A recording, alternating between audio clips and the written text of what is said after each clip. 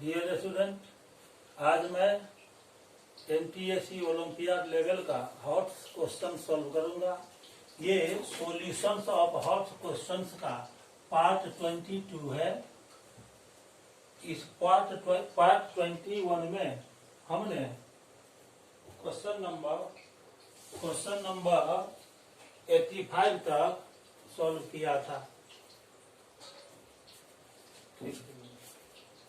85 तक हमने सॉल्व किया था।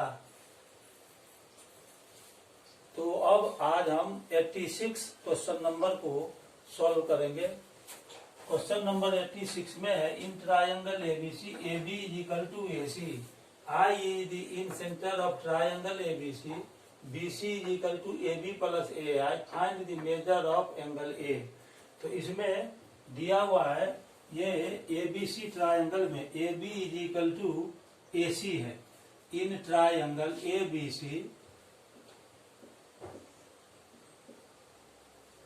AB is equal to AC ये दिया हुआ है, और I is the in centre, I in centre है ऑफ ट्रायंगल ABC। इसका इन सेंटर है, आपको एंगल A का वैल्यू निकालना है, और गिवन में है कि BC is equal to AB plus AI। तो BC इज इक्वल टू दिया हुआ है AB प्लस AI, ये गिवन में है, ठीक है।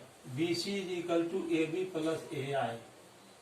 अब कंस्ट्रक्शन में हम क्या लेंगे कि A को I से मिलाकर प्रोड्यूस कर देंगे, जो BC से D पर मिलता है, और I को B से ज्वाइन कर देंगे, producing AI to meet BC at D, और उसके बाद ज्वाइनिंग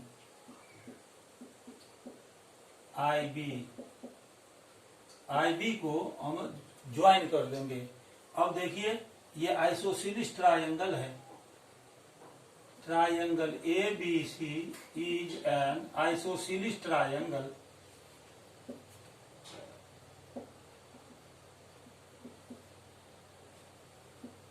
और आप जानते हैं कि इन सेंटर जो होता है ट्रायंगल का, उसको यदि हम A से मिला देंगे इन सेंटर A को, तो AI एंगल A को बाइसेक्ट करेगा। AI bisect angle A। इसी बात को हम ऐसे भी लिख सकते हैं कि AD एंगल A को बाइसेक्ट करता है। AD bisect angle A।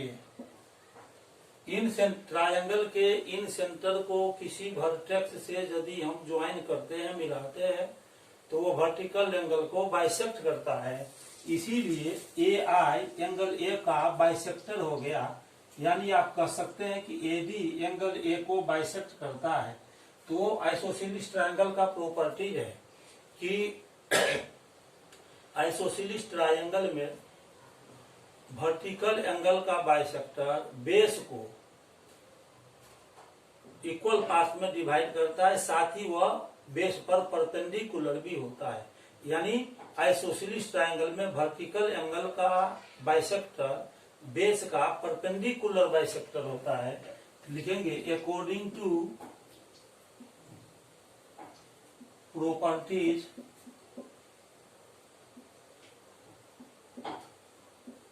of an isosceles triangle,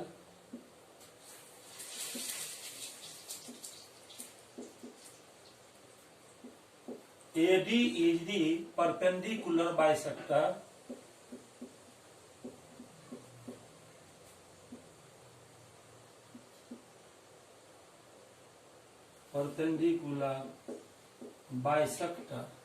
of BC।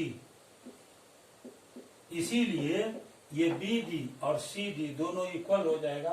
तो लिखेंगे BD is equal to CD।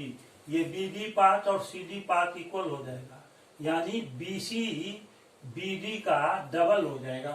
Therefore BC is equal to twice of BD, ये फर्स्ट मान लेंगे। अब यहाँ पर देखिए ये जो हमने लिखा है BC is equal to AB plus AI, BC is equal to AB plus AI, और BC का वैल्यू हमने यहाँ निकाला है 2BD, तो BC के जगह पर हम लिख देंगे 2BD is equal to AB plus AI। यहाँ से हम क्या करेंगे, यहाँ पर लिख दीजिए from 1 BC is equal to 2BD, इसीलिए हमने BC के जगह पर 2BD निकाला।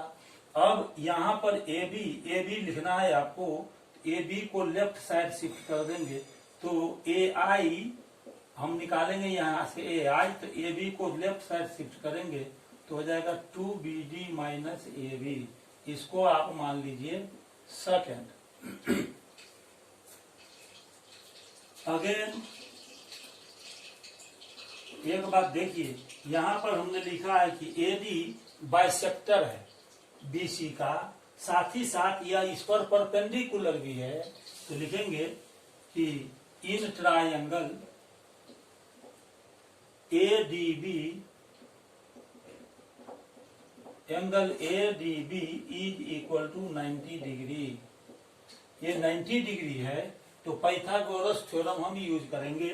तो ये राइट एंगल ट्रायंगल हुआ तो AB हाइपोटेन्यूज हो गया, तो AB square is equal to AD square plus BD square, AD square plus BD square, इसको मान लेंगे थर्ड। ये जो थ्री इंफॉर्मेशंस हमने यहाँ पर ऑब्टेन किया है, BC is equal to 2BD, AI is equal to 2BD minus AB, और AB square is equal to AD square plus BD square, इसको याद रखने के लिए हम लेफ्ट साइड लिख रहे हैं। फर्स्ट में आया है BC is equal to 2BD, इसको मान लेंगे 1। इसके बाद सेकंड में है AI is equal to 2BD minus AB, इसको हम मान लेते हैं 2, और अभी लाए हैं AB square is equal to AD square plus BD square, ये हमारा इंफॉर्मेशन थर्ड है।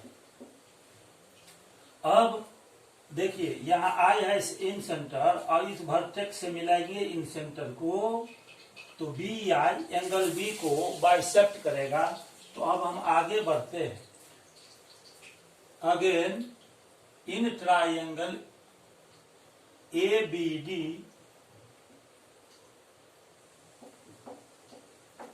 Again in triangle ABD BI biceps angle B, angle B को BI बाइसेप्स करता है। आप क्लास 10 में एंगल बाइसेक्टर थ्योरम पढ़ेंगे, उसको यदि हम यूज करते हैं according to angle bisector theorem.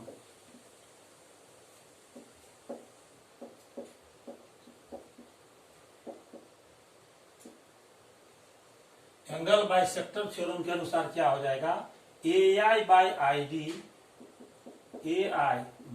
ID is equal to AB by BD, ये हो गया।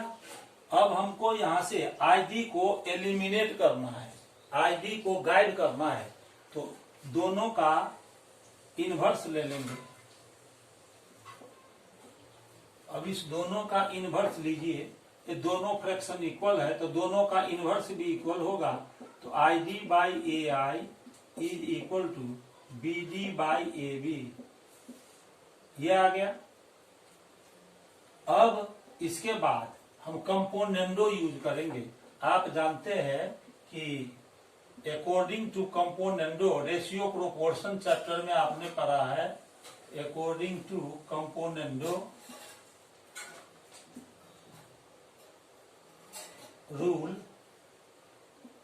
if A by B is equal to C by D, then ये होता है A plus B by B is equal to C plus D by D. ये componendo rule कहलाता है। यही रूल यहाँ पर लिखेंगे तो ये जो न्यूमरेटर है आई डी, उसमें डिनोमिनेटर ए आई को हम ऐड कर देंगे और बाई डिनोमिनेटर फिर ए आई लिखेंगे तो हो जाएगा B D plus A B by A B. अब आईडी में आप ये जो आईडी है उसमें ए आई को जोड़िए। आईडी में ए आई जोड़ेंगे पूरा हो जाएगा ए डी। तो ID plus A I is equal to हो गया A D by A I is equal to B D plus A B by A B. अब ए आई का वैल्यू हमने सेकेंड इक्वेशन में निकाल लिया है। ए आई का वैल्यू हमने सेकेंड में फाइंड किया है। यहाँ देखिए 2 में ए आई का वैल्यू हमने फाइंड कर लिया है। ये ए आई का वैल्यू यहाँ पर हम पुट कर देंगे।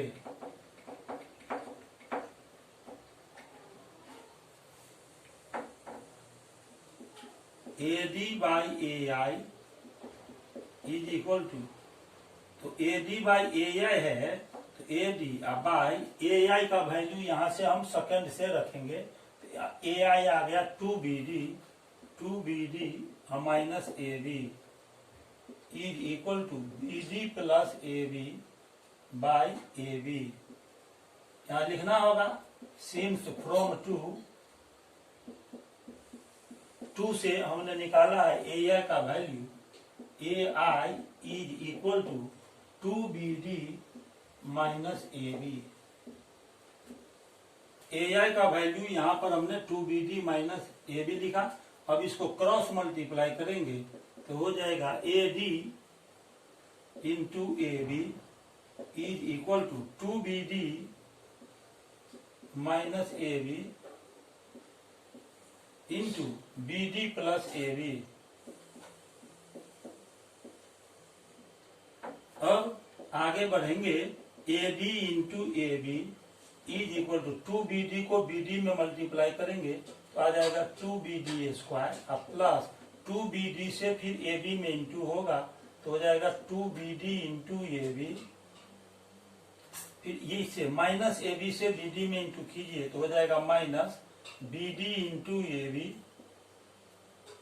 और फिर माइनस प्लस माइनस AB को AB में इंटू करेंगे तो ये हो जाएगा AB स्क्वायर। इस प्रकार से आ जाएगा AD into A B is equal to 2BD square plus, अब देखिए 2BD इंटू ए बी से एक बार फिर BD into A B minus हो गया, एक बार बचेगा BD इंटू ए बी। यहाँ लिखेंगे BD इंटू ए बी और माइनस AB स्क्वायर, ये हो गया। और AB स्क्वायर का वैल्यू यहाँ पर हमने फाइंड किया है AD square plus BD square. तो इस AB स्क्वायर के प्लेस पर AD square plus BD square रखेंगे।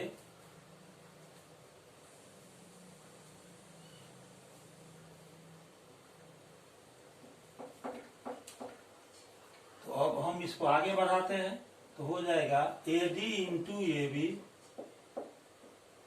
Is equal to 2BD square plus BD into A B और माइनस AB स्क्वायर का वैल्यू सेकंड से पुट करना है।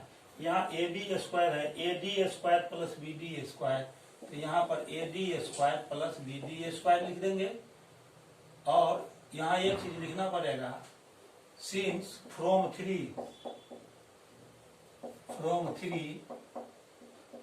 AB square is equal to AD square plus BD square.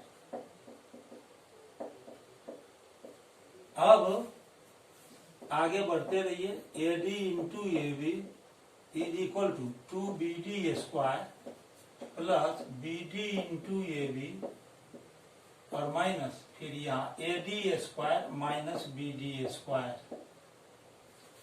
AD into A B is equal to, अब यहाँ देखिए 2BD square में से BD स्क्वायर माइनस हो गया तो यहाँ बच गया BD square plus BD into A B और माइनस ए डी स्क्वायर, ये आ गया।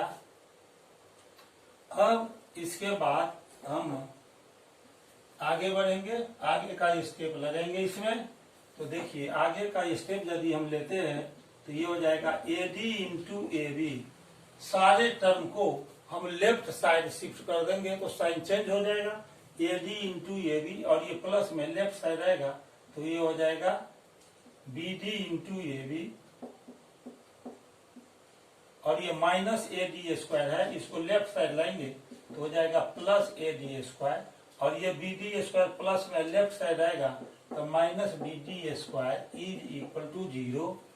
अब इस दोनों टर्म से, ये जो दोनों टर्म है, इस दोनों टर्म से ए बी को आप कॉमन ले लीजिए तो यहाँ बच गया ए डी और माइनस बी डी, और प्लस यहाँ पर A D square minus B D square है तो A square minus B square का फॉर्मूला जानते हैं, A plus B into A minus B होता है।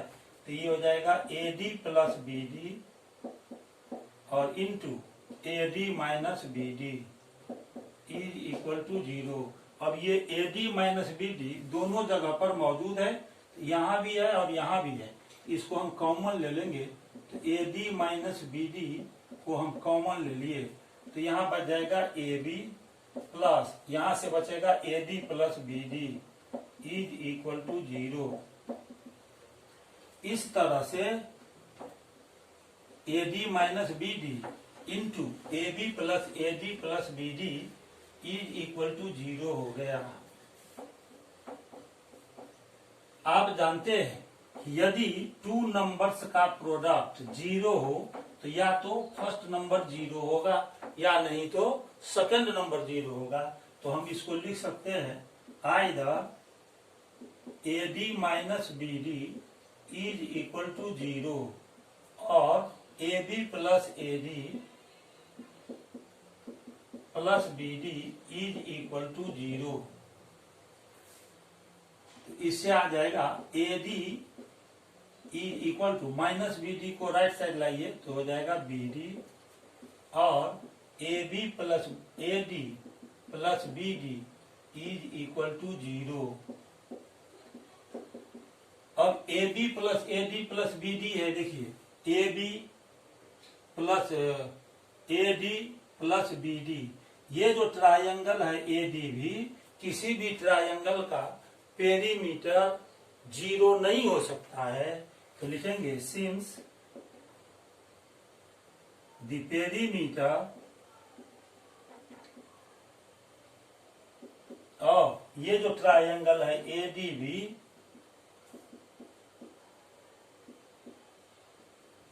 कैन नॉट बी 0, किसी भी ट्रायंगल का पेरीमीटर 0 नहीं हो सकता है।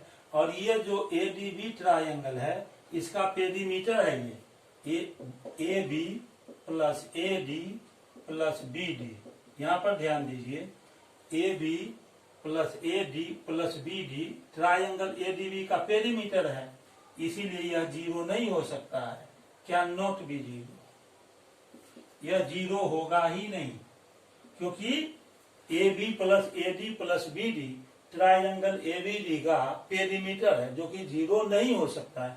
इसीलिए इस कंडीशन को हम खारिज कर देंगे, नेग्लेक्ट कर देंगे। Therefore neglecting A B plus A D plus B D is equal to 0। ये नेग्लेक्ट हो गया, नेग्लेक्ट हो गया तो ये कंडीशन बचा A D is equal to B D, A D आ गया बी डी के इक्वल, यानी ये ए डी और बी डी दोनों इक्वल आ गया। अब आप सॉल्यूशन के लगभग एंड में यानी एक्सट्रीम पर पहुंच चुके हैं और कुछ स्टेप आगे चलेंगे तो आपका आंसर आ जाएगा। अब देखिए इस ट्रायंगल में, in triangle A D B, इसमें ये angle A D B 90 degree है, angle A D B is equal to 90 degree, और अभी अभी आया है A D is equal to B D, AD is equal to BD, AD और BD equal है, ये AD और ये BD इक्वल है। तो आइसोसेलेस ट्रायंगल में जब दो साइड इक्वल है तो उस दोनों साइड के सामने का एंगल इक्वल होता है। देयरफॉर एंगल DAB, BD के सामने का एंगल लीजिए तो हो जाएगा DAB, angle DAB is equal to, और BD के सामने का एंगल हो गया DAB, और BD के सामने का एंगल चलिएगा तो हो जाएगा DBA is equal to angle DBA। यहां पर एक बात देखिए, ये जो ट्रायंगल ADB है, ये ADB ट्रायंगल है, इसका एक एंगल है 90 डिग्री, एक एंगल 90 डिग्री है और दो एंगल इक्वल है। इसका मतलब दोनों इक्वल एंगल में से प्रत्येक एंगल 45 डिग्री हो जाएगा।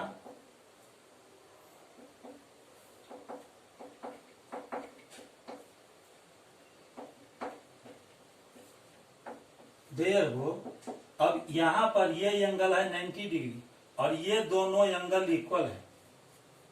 ADB ट्रायंगल में एंगल ADB 90 डिग्री है और ये दोनों एंगल इक्वल है। इसका मतलब ये दोनों एंगल में से यदि प्रत्येक एंगल हम निकालेंगे तो 180 डिग्री में से एंगल ADB को माइनस कर देंगे और फिर इसका आधा कर देंगे तो ईच इक्वल एंगल आ जाएगा। Therefore angle DAB is equal to 180 degree में से माइनस कर देंगे एंगल ADB को और फिर उसका आधा कर देंगे, हाफ कर देंगे, तो angle DAB is equal to 180 degree और माइनस ADB है 90 डिग्री अब बाई 2, तो ये आ जाएगा 90 डिग्री बाई 2। इसको आप कट कर दीजिए, आ गया 45 डिग्री। अब एंगल DAB 45 डिग्री आ गया। आपको निकालना है एंगल A और ये AD बाइसेक्ट करता है एंगल A को, तो इस तरह से यदि एंगल A आपको निकालना है तो DAB का ट्वाइस हो जाएगा।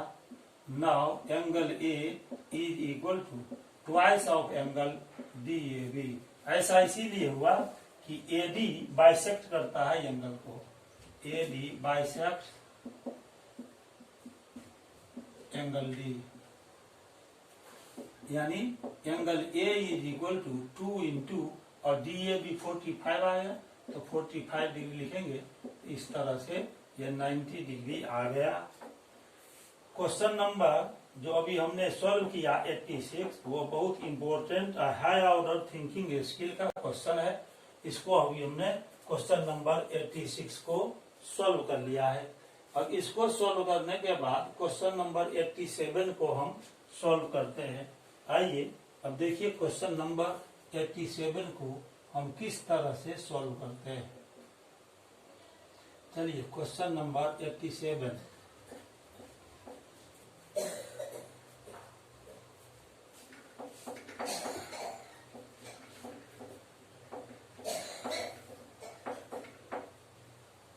क्वेश्चन नंबर 87 को सॉल्व करेंगे। क्वेश्चन नंबर 87 में है in triangle PQR both the angles Q and angle R are acute if QS perpendicular to PR and RT perpendicular to PQ, then prove that QR square is equal to PQ into QT plus PR into SR। कोई triangle PQR आपको दिया हुआ है, ये triangle PQR दिया हुआ है, ये ट्रायंगल PQR है और इस PQR ट्रायंगल में एंगल Q और एंगल R दोनों एक्यूट एंगल है। एंगल Q और एंगल R ये दोनों एक्यूट एंगल है, Q और R, और QS परपेंडिकुलर टू PR दिया हुआ है।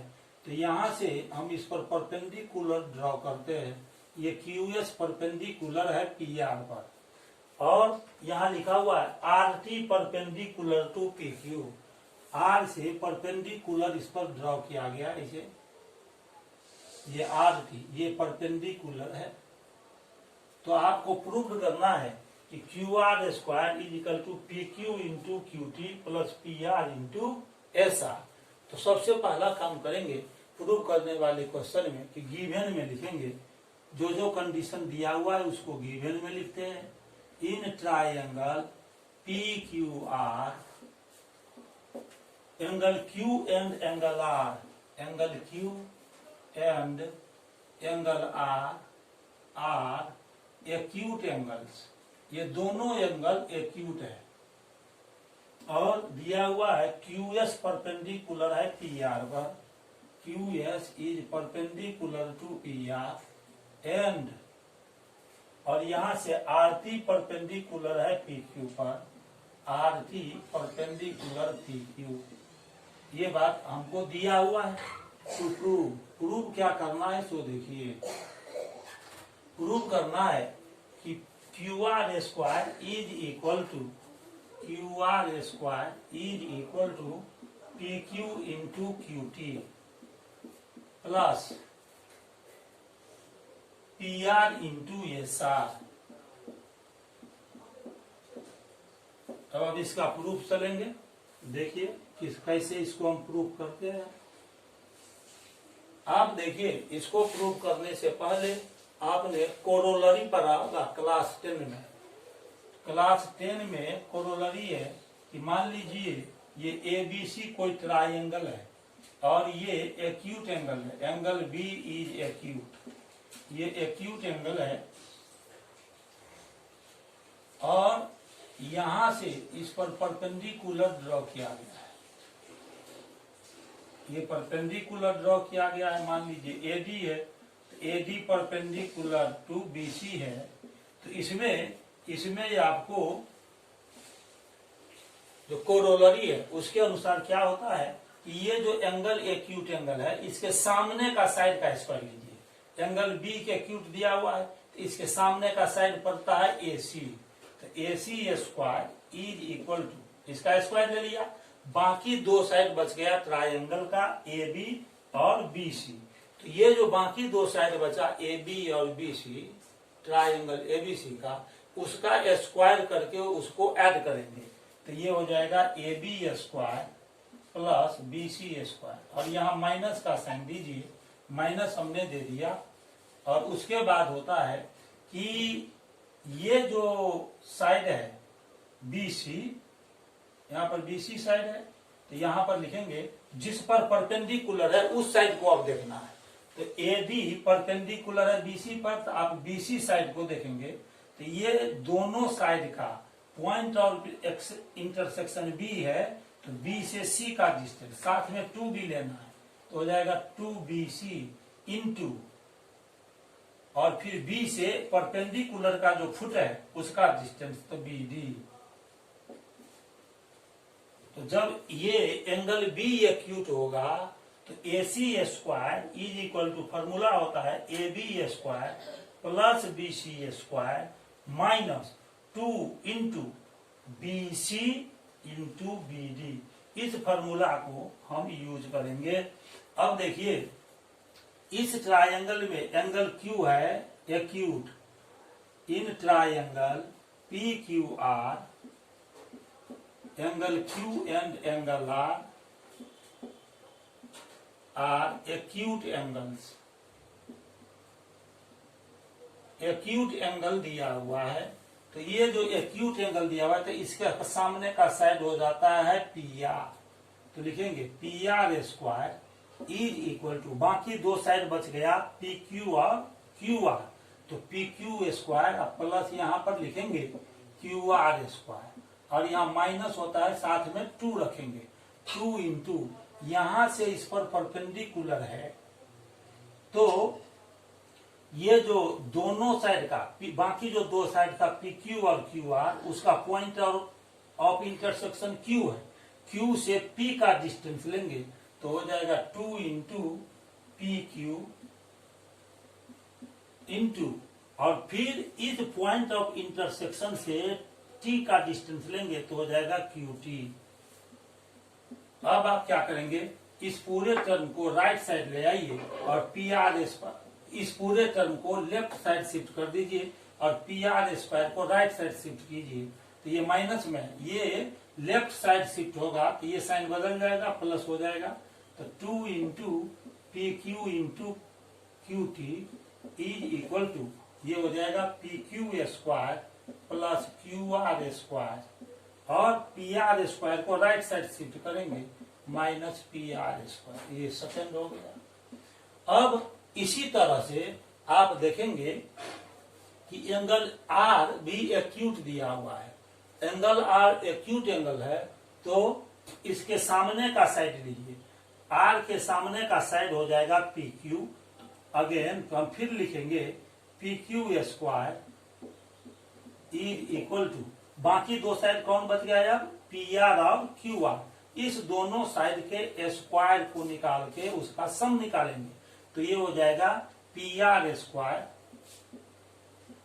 प्लस फिर क्यू आर स्क्वायर और माइनस 2 इंटू, और यहां से Q से ये परपेंडिकुलर ड्रॉ किया गया है तो पी आर और क्यू आर का पॉइंट ऑफ इंटरसेक्शन R है तो R से P का डिस्टेंस, तो ये हो जाएगा 2 into P are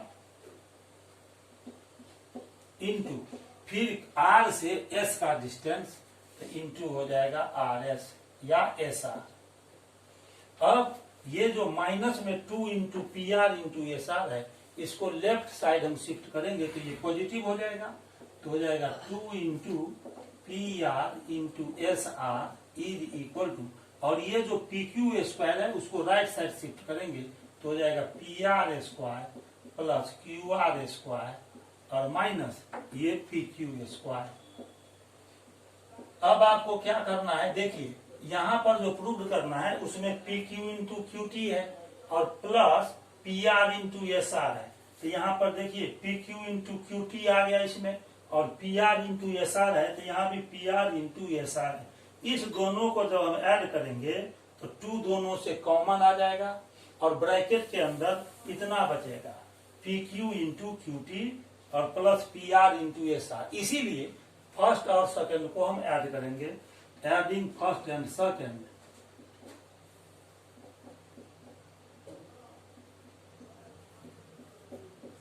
we get first और सेकंड को ऐड कीजिए तो पहले लेफ्ट साइड को ऐड करेंगे, इसका लेफ्ट साइड लिखेंगे तो 2 into P Q into Q T और plus 2 into P R into S R, 2 into P R into S R is equal to, यहाँ पर देखिए ये राइट साइड है P Q plus Q R square, P Q square plus Q R square और minus P R square और फिर plus इसका right side में क्या है P R square plus Q R square और माइनस पी क्यू स्क्वायर।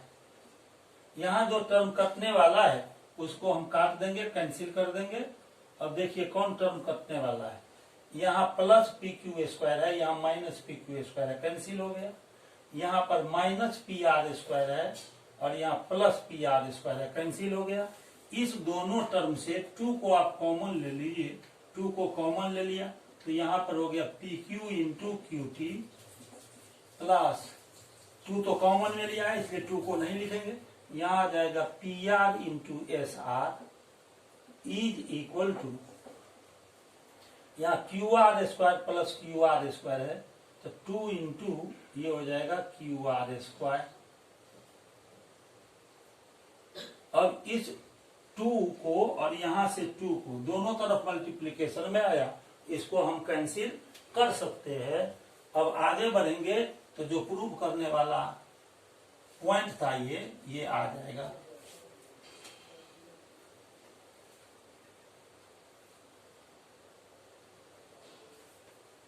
तो आगे बढ़िए तो ये हो जाएगा P Q into Q T plus P R into S are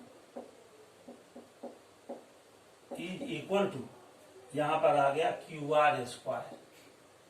that is आप इसी को पहले लिख लीजिए या इसी को बाद में लिख लीजिए, उससे कोई फर्क नहीं पड़ेगा।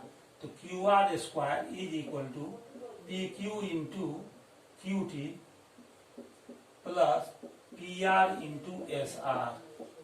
यही चीज आपको प्रूव करना था। Q R square is equal to P Q into Q T plus P R into S R. इस तरह से ये प्रूव्ड हो गया।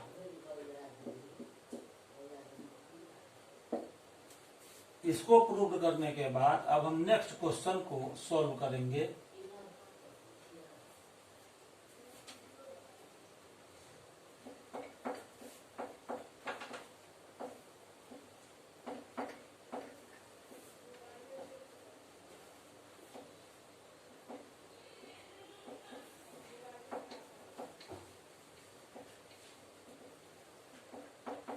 अब नेक्स्ट क्वेश्चन देखिए क्या है। नेक्स्ट क्वेश्चन आपका क्या है, उसको पढ़ना है और उसको सॉल्व करना है। अब है question number 88। In a town 2/3 of men are married to 3/7 of the women and the total population is more than 1000. If all the marriages happen within the town, then find the smallest possible number of total population. Assume there are only men and women in the town.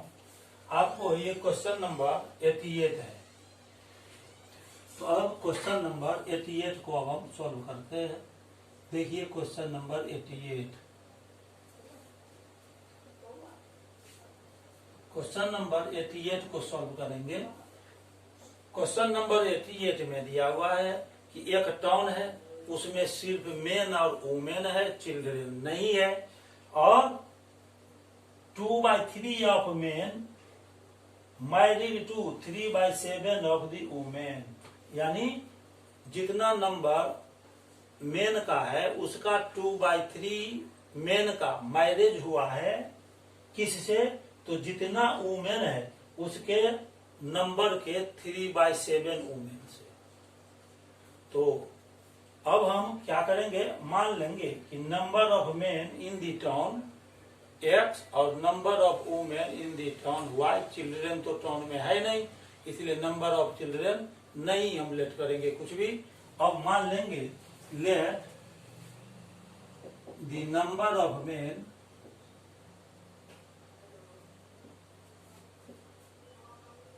in the town is equal to X and the number of women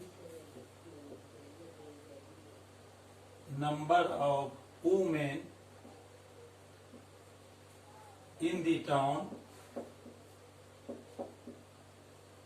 is equal to Y। अब question में कह रहा है कि कितना main का marriage हुआ। तो जितना नंबर है मेन का उसका 2/3 मेन का मैरिज हुआ। तो लिखेंगे the number according to question, the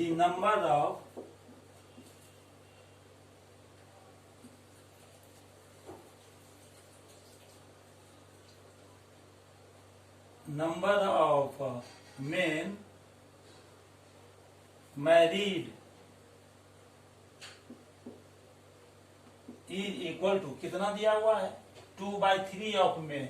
तो मेन का नंबर x माना है, उसको 2/3 से इंटू कर दीजिए तो ये हो जाएगा 2x/3। अब कितने वुमेन का मैरिज हुआ है?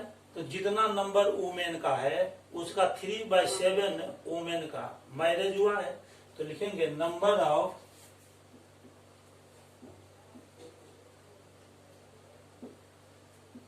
वीमेन मैरिड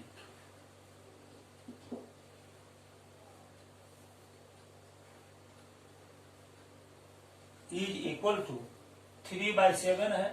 तो 3/7 से y में इंटू कर दीजिए तो हो जाएगा 3y/7। आप जानते हैं कि एक मेन का एक ही वुमेन से मैरिज होता है। इसका मतलब टाउन में जितना मैरिड मेन है उसका नंबर और जितना मैरिड वुमेन है उसका नंबर, दोनों का नंबर इक्वल होगा, क्योंकि नंबर ऑफ मैरिड मेन और मैरिड वुमेन इक्वल इसीलिए होगा क्योंकि वन मैन का मैरिज वन वुमेन से ही होता है।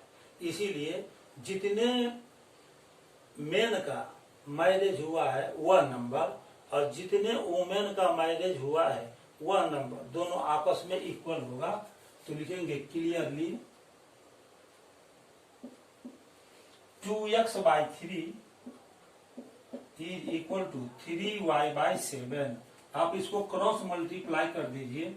9y is equal to 7 2 14 14x, therefore y is equal to 14x/9 आ गया। ये हो गया फर्स्ट। अब क्वेश्चन में ये दिया हुआ है कि उस टाउन का पॉपुलेशन 1000 से ज्यादा है, 1000 से कम नहीं है। टोटल पॉपुलेशन निकालेंगे तो जितना उसमें मेन है और जितना वुमेन है दोनों को ऐड करेंगे। टाउन में तो कोई चिल्ड्रन है ही नहीं, तो नंबर ऑफ चिल्ड्रन लेना ही नहीं है।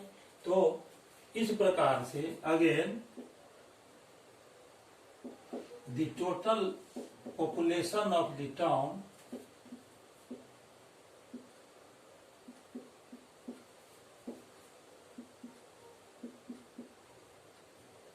ग्रेटर देन 1000 दिया हुआ। टोटल पॉपुलेशन कैसे निकलेगा? तो नंबर ऑफ मेन और वुमेन दोनों को ऐड कर देंगे। Therefore x plus Y is greater than 1000 हो जाएगा। अब x प्लस और y का वैल्यू हमने 14x/9 निकाला, तो यहाँ पर 14x/9 लिख देंगे। ग्रेटर देन हो गया 1000। सिंस फ्रॉम 1 से y का वैल्यू हमने निकाल लिया है, y is equal to 14x/9। अब यहाँ से एलसीएम हो जाएगा 9, तो यहाँ आ जाएगा 9x plus 14x greater than 1000। इसका मतलब ये हुआ कि 23x/9 greater than 1000। Therefore 23x greater than, cross multiply कर दीजिए तो ये हो गया 9000। इसका मतलब कि x is greater then 9000 divided by 23।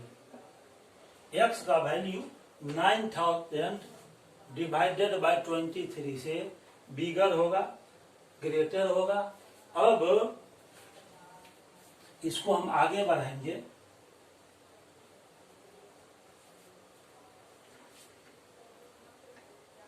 आगे इसको बढ़ाइए तो लिखेंगे x ग्रेटर देन, इसको मिक्स्ड फ्रैक्शन में बदलेंगे। 9000/23 को मिक्स्ड फ्रैक्शन में बदलेंगे तो आ जाएगा 391 होल 7/23। 391 होल 7/23। आप जानते हैं कि नंबर ऑफ मेन या नंबर या ऑफ वुमेन ये दोनों ही होल नंबर में होगा, मिक्स्ड फ्रैक्शन तो होगा ही नहीं, क्योंकि नंबर ऑफ मेन या वुमेन पूरा पूरा होल नंबर में होगा, वो मिक्स्ड फ्रैक्शन में नहीं हो सकता है। इसीलिए हमको लिखना पड़ेगा कि x एंड y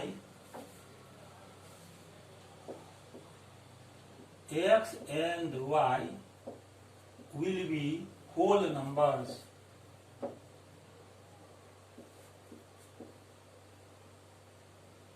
ये होल नंबर होगा, नंबर ऑफ मेन या number of women whole number होगा। तो अब इससे बड़ा 391 होल 7/23 से बड़ा हम लेंगे होल नंबर, तो इस मिक्स्ड फ्रैक्शन से बड़ा होल नंबर लेंगे। 392, 393, 394, 395, 396 एंड सो ऑन होगा। ये होल नंबर में होगा। अब आप देखेंगे, आप रफ वर्क करेंगे और x का जो ये वैल्यू आया हमने अभी अभी तुरंत निकाला था। एक सौ चीज हमने यहाँ पर निकाला था y का वैल्यू निकाला था ना। क्या निकाला था? एक बार आप देखिए, यहाँ से डिलीट हो चुका है, हम फिर बता रहे हैं। x प्लस वाई ये था ग्रेटर देन 1000 और यहाँ पर हम निकाले थे 2/3x is equal to 3y/7 तो y निकाला था तो यहाँ से कितना आया था 14x/9 ये हमने यहाँ पर निकाला था। किस में निकाला था? फर्स्ट में निकाला था। अभी जो इसके ऊपर का मेथड था स्टेप था उसमें y का वैल्यू हमने 14x/9 निकाला था। ठीक है, y is equal to 14x/9 और ये 14x/9 यहाँ पर रख देंगे y के जगह पर तो 14x plus 14x/9 greater than 1000 यानी 23x/9 ग्रेटर देन 1000 और y तो हमने ये निकाला था। इस कंडीशन से हमको ये आ गया x ग्रेटर देन 391 होल 7/23 और y था 14x/9 है ना, ये हमने फर्स्ट माना था। तो y is equal to 14x/9 था तो लिखेंगे if we put x is equal to 392 393 394 और 395 इन क्या निकाला था y is equal to 14x/9 तो उसमें y is equal to 14x/9 में रखेंगे इस वैल्यू को y is equal to 14x/9 then we can find that तो हम ये पाएंगे कि x का जब हम वैल्यू रखेंगे यहाँ जो x हमने लिखा है x का वैल्यू यदि 392 393 394 395 रखते हैं तो देखेंगे कि y का वैल्यू होल नंबर में नहीं आता है तो then we can find that the corresponding value of y corresponding value of y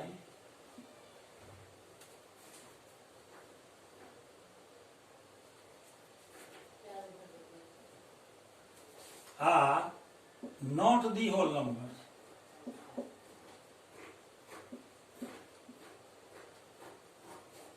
three 392, 393, 394, 395 रखेंगे किसके जगह पर? x के जगह पर बारी बारी से इसमें तो y का जो कोरोस्पोंडिंग वैल्यू आता जाएगा वह होल नंबर नहीं आता है, जबकि y का भी वैल्यू होल नंबर आना चाहिए। इसीलिए x का ये वैल्यू एक्सेप्टेबल नहीं है। Therefore x is equal to 392, 393, 394, 395 are not acceptable.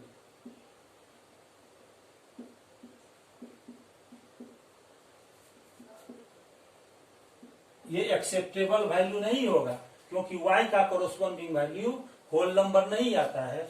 इसीलिए यदि हम यहाँ पर रखेंगे 396 तो उसका होल नंबर में वैल्यू आ जाता है। For the least value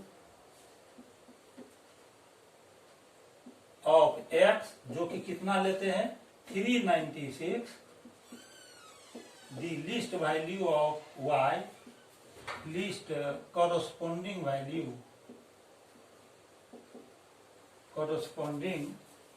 value of y is equal to यहाँ पर x के जगह पर यदि 396 रखते हैं तो 14 इंटू 396 बाय हो जाएगा 9 से इसको कट दीजिए 9 4 जा 36 3 बचा फिर 36 9 4 जा 36 इसको मल्टीप्लाई कर लेंगे 14 4 जा 56 का 6 5 बच गया 14 4 जा 56 और 5 61 616 तो x का लिस्ट वैल्यू आया 396 और y का लिस्ट वैल्यू आ गया 616 जो कि दोनों ही होल नंबर में है। Hence the list possible population of the town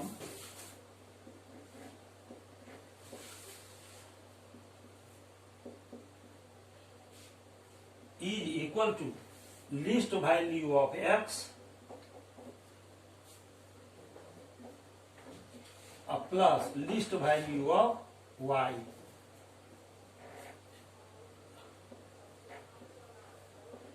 तो लिस्ट वैल्यू x का कितना आया 396, है ना, और लिस्ट वैल्यू y कितना आया 616। दोनों को याद कर देंगे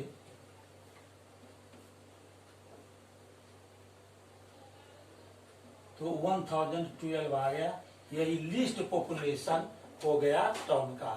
तो आज मैंने क्वेश्चन नंबर 86, क्वेश्चन नंबर 87 और क्वेश्चन नंबर 88 को सॉल्व किया है। मुझे उम्मीद है कि मेरा लेक्चर वीडियो आपको अच्छा लगा होगा। यदि आपको ये अच्छा लगा तो आप इसे लाइक कीजिए, मेरे चैनल को सब्सक्राइब कर दीजिए और बेल आइकन पर क्लिक करके इसे ऑल पर सेट कर दीजिए, ताकि जैसे ही मैं यूट्यूब पर अपना लेक्चर वीडियो अपलोड करूं तो आपको सबसे पहले मिल सके।